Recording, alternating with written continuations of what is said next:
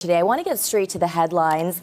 Some big headlines. Trump calling off trade talks over the Ford government's ad campaign, of course, featuring Ronald Reagan. Now, when you first read Trump's comments on social media, what was your initial reaction? Well, disappointment, obviously, because, of course, Mark Carney had promised that he would negotiate a win for Canada, that we would have a deal by July 21st of 2025, months ago. And, of course, still no win, still no deal, and Mr. Carney's elbows have gone missing. This has forced premiers to run their own campaigns to fill the void that Mark Carney's broken promise has left behind. And I'm thinking about the workers here in Windsor who are out of a job because of Carney's failings on trade.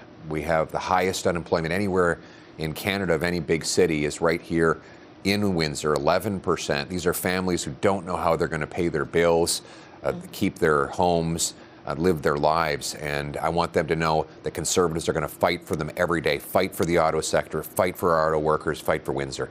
And you're talking about Ford kind of stepping in. He did respond to Trump's comments today, saying, you know, Canada and the United States are friends, neighbors, allies. President Ronald Reagan knew that we are stronger together. God bless Canada. God bless the United States. You kind of mentioned it, but my question is, what role should provinces and territories play in shaping trade negotiations? Did Ford go too far in this case? I think that what's happening is that premiers are filling the void that Mark Carney has left. I mean, he's broken every single promise he made about trade. Remember, he said, you know, ignore 10 years of liberal housing crisis, the liberal crime crisis, liberal immigration crisis, the liberal cost of living crisis, and vote for me because I'm the only one who can, and I quote, handle Donald Trump. And here we are 7 months later, and he hasn't handled Trump. He's backed down again and again. American tariffs on Canadian industry have doubled since Mark Carney promised to eliminate those tariffs.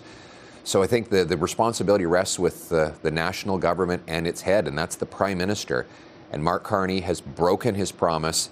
It has been a liberal bait and switch, and Canadian workers are paying the price. As you said, this has been going on for months and months. Carney responding today that he's ready to negotiate again with the U.S. when they're ready. But is it too late?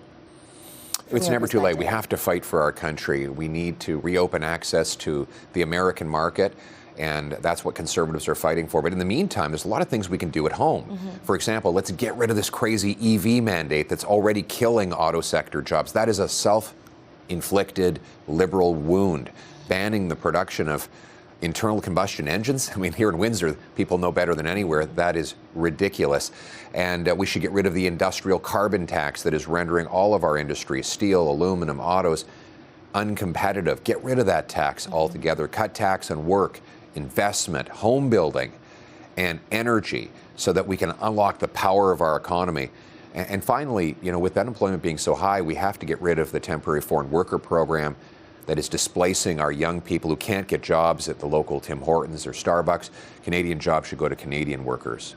Now, all of those points extremely important, not only to Canadians all over, but here in Windsor, Essex. My last question is, in light of Trump's comments, if you were in this position as Prime Minister, what are the steps you would make next moving forward? First, I would pass the Canadian Sovereignty Act, which will make our economy strong, self-reliant, and sovereign.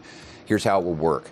We will cut taxes on work, investment, energy, home building so that we can unlock the power of our domestic industries. We'll legalize and greenlight rapid construction of pipelines, mines, ports, LNG plants, so that those are all things that are Trump-proof. He can't control what we build in our own country.